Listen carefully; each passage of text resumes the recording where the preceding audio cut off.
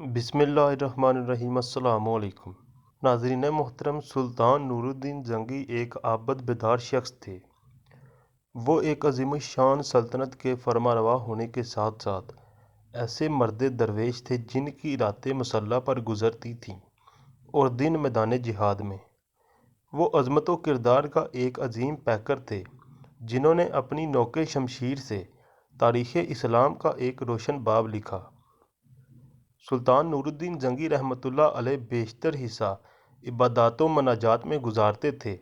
उनका रोज़ का मामूल था कि नमाज इशा के बाद बकसरत नवाफिल पढ़ते और फिर आप सल्लल्लाहु अलैहि वसल्लम पर दरूद व सलाम भेजकर थोड़ी देर के लिए बिस्तर पर सो जाते और फिर तहज्जुद की नमाज के लिए उठते और नहायत ही खुशू खुजू के साथ सुबह तक इबादत इलाही में मशगूल रहते थे। एक रात अदवार वज़ाइफ से फ़ारिग होकर बिस्तर पर लेटे तो ख्वाब में रसूल अकरम सल्लल्लाहु अलैहि वसल्लम की ज़ियारत नसीब हुई। सुल्तान ने यह ख्वाब मतवातर 3 रातें यानी कि नबी करीम सल्लल्लाहु अलैहि वसल्लम को मतवातर 3 रातें ख्वाब में देखा। हर मर्तबा 2 आदमियों की तरफ इशारा करते हुए आप सल्लल्लाहु अलैहि वसल्लम फरमाते कि नूरुद्दीन ये मुझे सता रहे हैं, इनका शर ख़त्म करो। तो आप बहुत ही सख्त मुज़तरब हुए और बार बार इस्तग़फ़ार पढ़ते और रो रो कर कहते कि मेरे आका मौला सल्लल्लाहु अलैहि वसल्लम को मेरे जीते जी कोई सताए ये हो नहीं सकता। मेरी जान, माल, औलाद सब आका सल्लल्लाहु अलैहि वसल्लम पर निसार हैं। क्या खुदा ने इस दिन के लिए नूरुद्दीन को ज़िंदा रखा कि नबी करीम सल्लल्लाहु अलैहि वसल्लम गुलाम को याद फरमाएं और वो दमिश्क में आराम से रहे। इसके बाद सुल्तान फ़ौरन मदीना मुनव्वरा रवाना हुआ।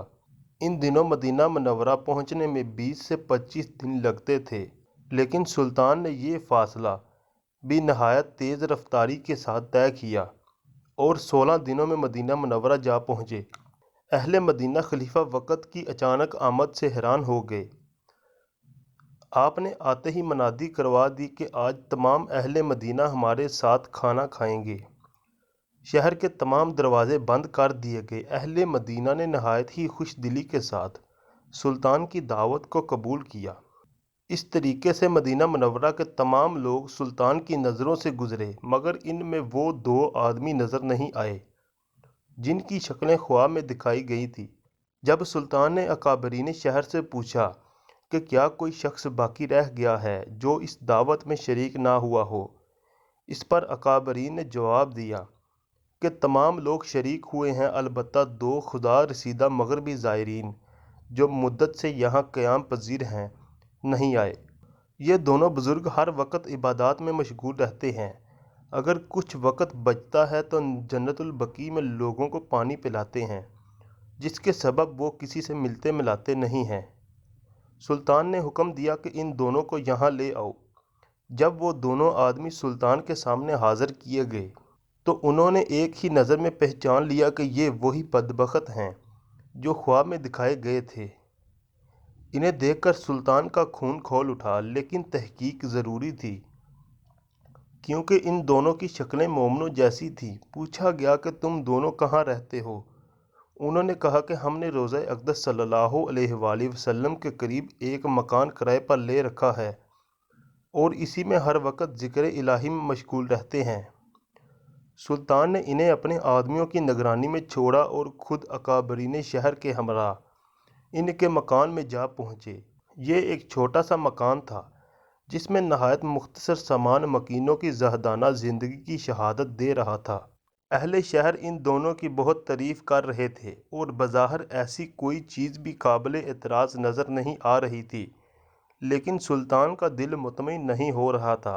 जब इन्होंने मकान के फ़र्श को ठोंक बजाकर देखना शुरू कर दिया, तब फ़र्श की चटाई को हटाकर देखा तो एक चौड़ी सी सिल थी। इसे सरकाया गया तो एक खौफनाक इंकशाफ हुआ कि ये एक सुरंग है जो रोज़ा अक़दस सल्लल्लाहु अलैहि वसल्लम की तरफ जा रही थी।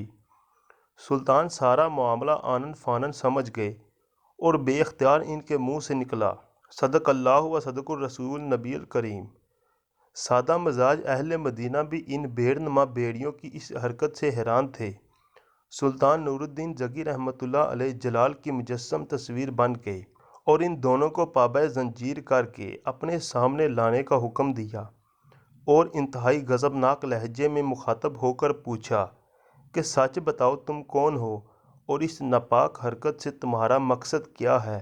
ان دونوں ملعونوں نے نہایت بے شرمی اور ڈھٹائی سے جواب دیا کہ ہم نصرانی ہیں اور آپ کے رسول کا جسد مبارک چرانے پر مأمور ہوئے تھے۔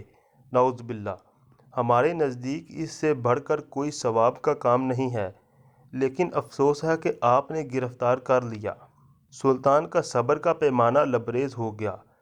انہوں نے اسی وقت تلوار کھینچ کر ان دونوں بدبختوں کی گردن اڑا دی اور ان کی لاشیں بھڑکتی ہوئی آگ میں ڈال دیں، اور پھر نورالدین رحمۃ اللہ علیہ پر رکت طاری ہو گئی۔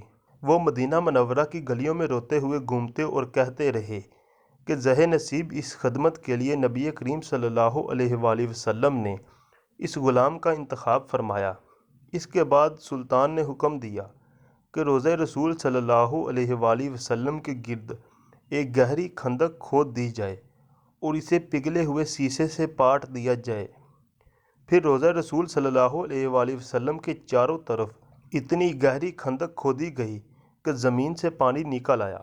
اس کے بعد اس میں سیسا ڈال دیا تاکہ آئندہ کسی کو اس قسم کی جرات نہ ہو سکے۔ یہ دیوار آج بھی موجود ہے اور ابد تک رہے گی۔ آج بھی اہل اسلام سلطان نورالدین جنگی رحمۃ اللہ علیہ کا نام نہایت محبت اور احترام سے لیتے ہیں۔ آپ صلی اللہ علیہ وآلہ وسلم نے خود ان پر اعتماد کیا اور آپ صلی اللہ علیہ وآلہ وسلم نے ان سے محبت ہونے کی تصدیق فرمائی۔ مزید اس طرح کی ویڈیوز کے لیے چینل کو سبسکرائب کریں، ویڈیو کو لائک، شیئر